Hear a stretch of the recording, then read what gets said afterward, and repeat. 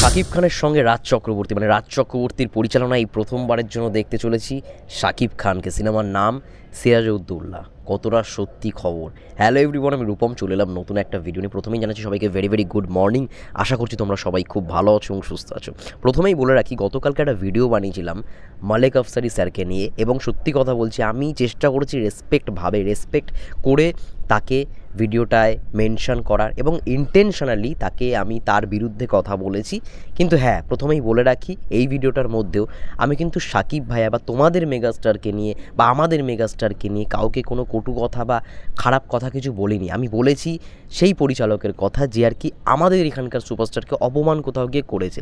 হ্যাঁ, মার্কেট শেষ, এইগুলো নিয়ে অনেক ফ্যান্স ওয়ার হতেই থাকবে, হয়েও আসছে, এবং অনেক দেখলাম সাপোর্টও পেয়েছি, অনেক আবার আনসাপোর্টও দেখেছি কমেন্ট বক্সে। যাই হোক, তোমাদের ইচ্ছা, তোমরা যা খুশি করতে পারো, কিন্তু দেখো আমার মনের কথাটা না আমি কখনোই চেপে রাখতে পারি না। যেটা সত্যি আমি সবসময় সেটাকে সত্যি করে বলবারই চেষ্টা করি।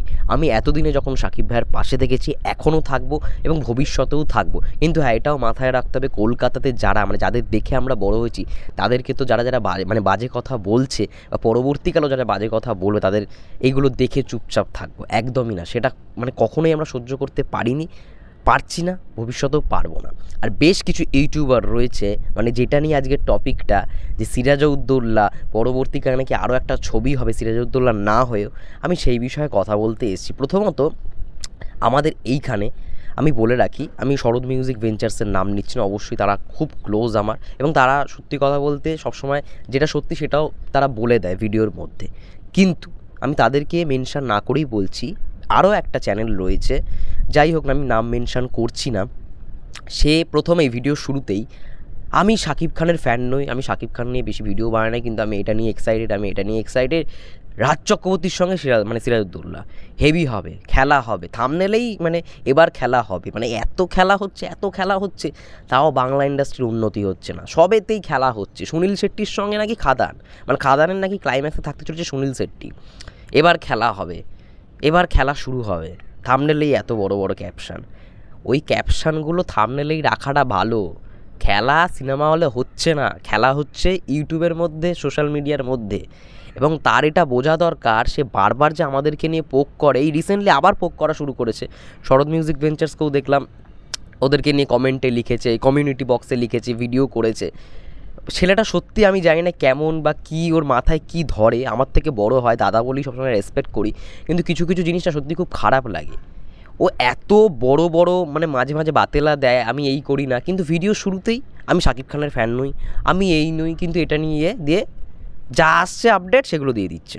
কোনো সত্যতা বাছাই করার কোনো উদ্দেশ্যই নেই। জানে সাকিবিয়ানরা ভালো, ওদেরকে যদি ফলস নিউজও দিই ওরা মেনে নেবে, পরবর্তীকালে এলে আরও ফলস নিউজ আসবে, ফেক নিউজ আসবে, সেগুলোও দেবো, ওরা মেনে নেবে, ওরা সাপোর্ট করবে। মাথায় এখন এটাই ঢুকে গেছে, কোনো সত্যতা বাছাই করার কোনো উদ্দেশ্যই নেই। একটাই জিনিস, ওই কমিউনিটিতে আগের দিন দেখছিলাম রোজগার নিয়ে কথা হচ্ছে, আমার এখন রোজগার কমে গেছে, এই করে। তাহলে ভিডিওর প্রথমে বলার কি দরকার আমি শাকিব খানের ফ্যান নই বা আমি এই হ্যান করি ত্যান করি। আমরা যখন বন্ধুরা সাকিবিয়ানদের, আমি একটা কথা বলছি, গত বছর যখন আমি প্রিয়তমা নিয়ে ভিডিও শুরু করি না, তখন এই কয়েকটা ইউটিউবারই আমাকে বলেছিল তুই কেন করছিস, বা আমাদের রিপ্লাই ভিডিও করেছিল, তোমরা নিশ্চয়ই সবাই জানো সেইগুলো। তো এখন আমরা চাইলেই তো তাদেরকে রিপ্লাই করতে পারি, করি না একটাই জিনিস ভেবে যে ওরা আমাদের কমিউনিটিতে বিলং করে, আমাদের কলকাতার ইউটিউবাররা ভিডিও বানাচ্ছে এটা ভেবেই। তাহলে বলো, প্রিয়তমার সময় এত ভিডিও বানিয়ে আমরা পর্যন্ত ট্রোল হয়েছি, এবং আজকে যখন মালেক আফসারিকে নিয়ে আমি কথা বলছি, তখন অনেকেই দেখেছি আমাকে আনসাপোর্ট করছে, বা যাই হোক না কেন, দেবজিতের মার্কেট শেয়ার এগুলো নিয়ে কথা বলছে।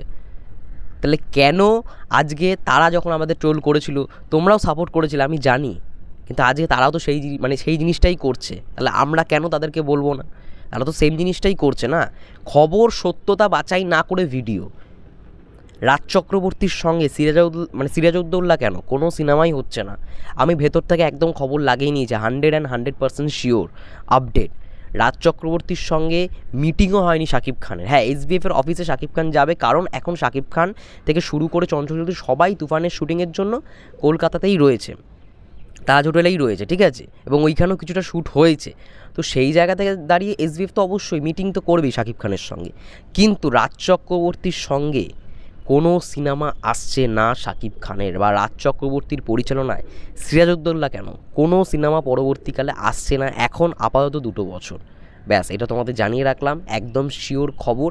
আমি এইটুখানি এই ভিডিওটায় একটাই আমার মেনশন করা উচিত ছিল ওই সমস্ত ইউটিউবারদের যারা আমাকে নিয়ে আগের বছর অনেক কথা বলেছিল, পৌশালী দিকে নিয়েও তো বলেছিল, যাই হোক না কেন রিসেন্ট টাইমসেও পৌশালী দিদির নিয়ে অনেক কথা বলেছে, কিন্তু তাদের মূল বক্তব্যই থাকে শাকিব খানের ভিডিও শুরুতে আমি শাকিব খানের ফ্যান নই, আমি এই ভিডিও বানাই না, এই ভিডিও বানাই না, কিন্তু অ্যাকচুয়ালি তারা ওইগুলোই করছে।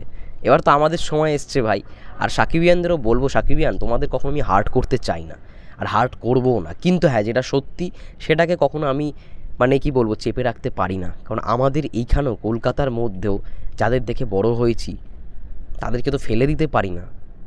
ব্যাস এইটুকুনেই বলবো। এবার তোমরা তোমাদের মতো করে বুঝে নাও, আমার পাশে যদি থাকতে চাও তাহলে থাকো, যদি না থাকতে চাও ডু আনসাবস্ক্রাইব, ডু আনফলো, কিন্তু আমার তাতে সত্যি কথা বলছি কিচ্ছু যায় আসে না।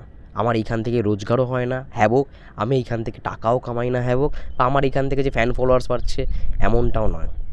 আমার যেটা মনে হয় আমি সেটাই বলি। যাই হোক, এটাই খবরটা দেওয়ার ছিল। তোমরা সবাই ভালো থেকো, সুস্থ থেকো, টেক কেয়ার।